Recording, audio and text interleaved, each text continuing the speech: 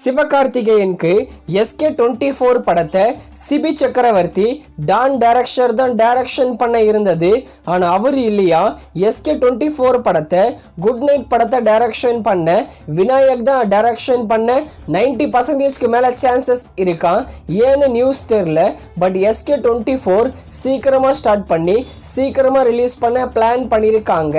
அடுத்ததா இட்லி கடை, இந்த படத்தை தனுஷ் டைரக்ஷன் பண்ணி தனுஷ், அருண் விஜய், அசோக் செல்வன், நித்யா மேனன் இவங்கெல்லாம் சேர்ந்து நடிச்சிருக்காங்க.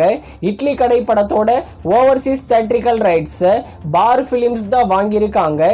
இந்த படத்தை வர ஏப்ரல் 10ஆம் தேதி தியேட்டர்ஸில் ரிலீஸ் பண்ண போகிறாங்களாம். துல்கர் சல்மானோட அடுத்த மூவி தான் காந்தா. இந்த காந்தா படத்தோட ஃபர்ஸ்ட் லுக் போஸ்டர் இப்போ வந்திருக்கு. இந்த படத்தோடைய டைட்டிலும் ஃபர்ஸ்ட் லுக் போஸ்டரும் நல்லா இருக்கு. பேன் இண்டியன் படமா காந்தா படத்தை இந்த வருஷம் தியேட்டர்ஸ்ல ரிலீஸ் பண்ண போறாங்க.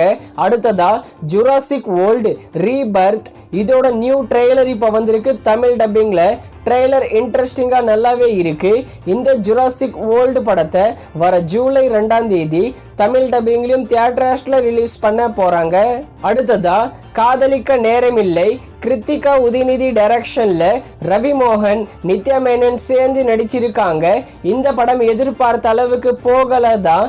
இந்த காதலிக்க நேரமில்லை படத்தோட டிஜிட்டல் ரைட்ஸை நெட்ஃப்ளிக்ஸ் தான் வாங்கியிருக்காங்க.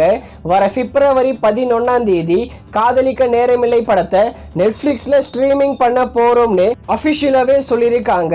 ஆனா படம் ஆவரேஜ் தான்.